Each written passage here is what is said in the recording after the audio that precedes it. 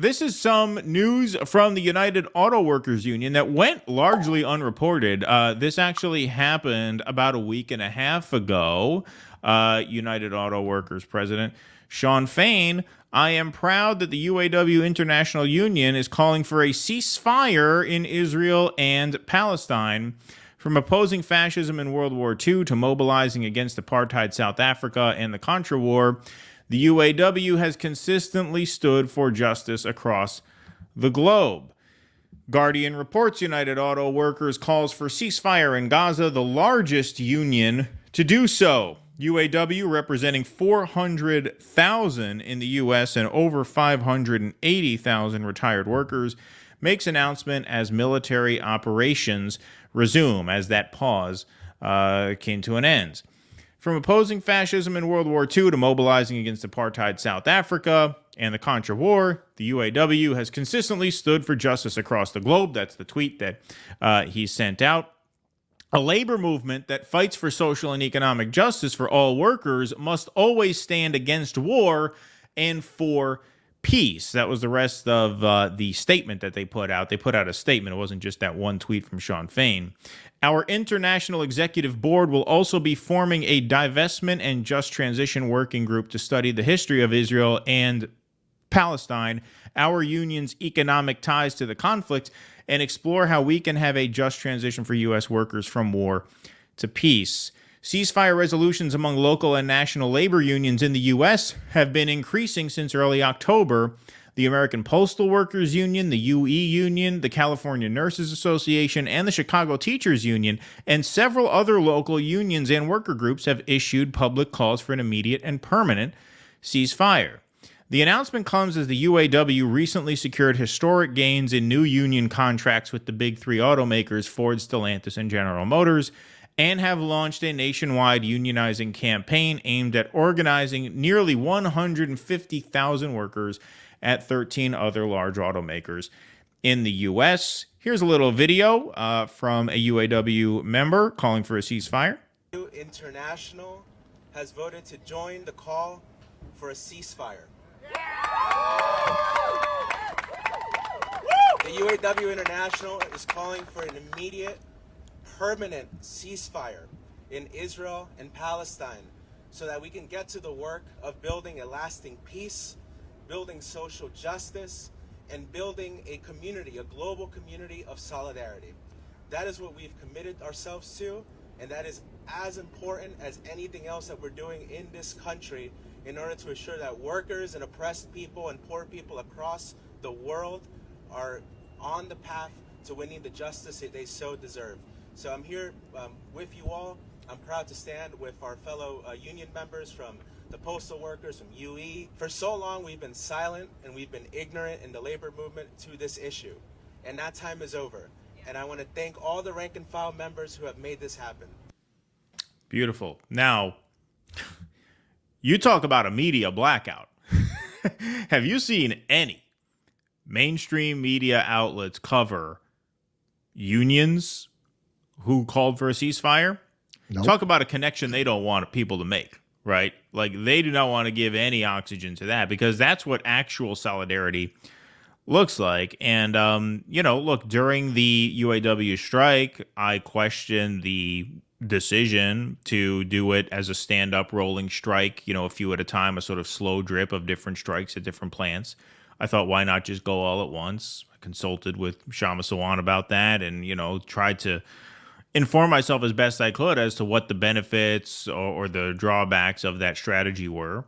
Some people took that kind of harshly, but I said all through that I was never rooting against the UAW. I hope this guy knows what he's doing.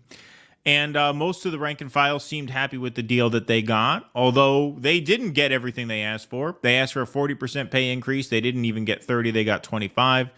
The 4-day work week went away. A lot of the transition to EVs is still kind of up in the air. Again, I'm not trying to shit all over the deal. I'm just saying we'll never know. It's a hypothetical. We'll never know whether they could have done better had they struck all at once, right? That would have been a less open question had they got everything they wanted. At that point, it'd be reasonable to say, no, it was absolutely correct to do it the way they did. but I never was rooting against them, and I tried to make pretty clear every step of the way that I was never rooting against them. When the United Auto Workers had Joe Biden come and speak at their little rally for the plant that stayed open allegedly because of the deal that they brokered, and a ceasefire protester interrupted, and the dingbats in that room shouted that ceasefire protester down and said, "We love Joe, we love Joe," that pissed me off. That pissed us off pretty bad. But we did say at the time, that this is a selective sample of people who would show up to hear Joe Biden. Well, it was actually Jimmy Dore who made that point when either he was here or we were there. He said, don't forget, that might not be a reflection of everyone in the union. These are the union members who were excited to see Joe Biden talk. Right. It's probably the case that most of the union is not represented in that room. On the head. Yeah. What's that? Yeah, he seemed to have called that right, because it seems like, well, it doesn't seem like, obviously, the ceasefire crowd had the numbers to the point where the UAW endorsed a ceasefire. That's a little more like it. That's a little more like it. I felt we owed it to UAW to do this segment because we gave them a hard time for the Biden thing, rightfully so. I mean, the people in that room, anybody who shouts down a peace protester during a genocide can fuck off. Like, I don't apologize for calling them out. But it does seem, thankfully, good on them, credit where it's due, obviously, that, the Biden loyalists in that room do not represent the majority of the auto workers. And that's a good sign. And it's good to see labor take an interest in this issue. And not surprising that nobody wants to cover that, because we talked about in the early days of the Israel war how, like, it's not that we don't care about the UAW fight. It's that, like, the starting salary for an auto worker seems kind of low risk compared to what's happening in Gaza, right? And it's not that the two are not connected. Right? You need labor power to build a strong left that is capable of resisting these kinds of things when they happen. It's just it didn't feel like it had the same weight at the time. But now that you see that connection being made between the labor unions who are admitting, as that kid there said, we've been kind of shamefully ignorant about this issue. He's right. And I feel like I've been shamefully ignorant about this issue until, a few months ago. I knew more than the average person about it. It's not like Ukraine where I really didn't know anything. But I didn't know enough. I called myself a political commentator. I should have known more well before I did. But it's great to see that sort of consciousness brewing amongst the labor movement. That's a very positive development. Yeah, I was thinking when I saw we're ending on this, you get a lot of questions. Well, what do you think should be done? Is this just nihilism? All right, if there's hope, that's where the hope is. That's old school. Labor standing up for anti-war causes and that kind of solidarity across different parts of a left movement. And the lack of labor in what has passed for the left ever since Clinton sold them out with NAFTA and destroyed the unions, that is a big part of how you wound up with a left that repulses most people. A left of the professional managerial class does not appeal to anybody who is meaningfully left. And that is a big part of why you have so many people. They focus on the people who flip to Republicans. They don't focus on the people who just stopped voting. There are a lot of people who didn't become right-wing when the Democrats abandoned them. They just stopped voting for Democrats and Republicans. They just dropped out of the entire political system. If you want to get those people back, which has been the elusive goal since we were all, or many of us were all Bernie Sanders people, that's how we're going to win. We're going to get back those people who stopped voting. If you ever want to get those people back, you need to rebuild labor power and solidarity with labor, because that's not only where you're going to get the foot soldiers, which is what the Democrats used to campaign with. Really, it was with labor. They didn't have that Wall Street money. They had labor. You've got to rebuild that on that level.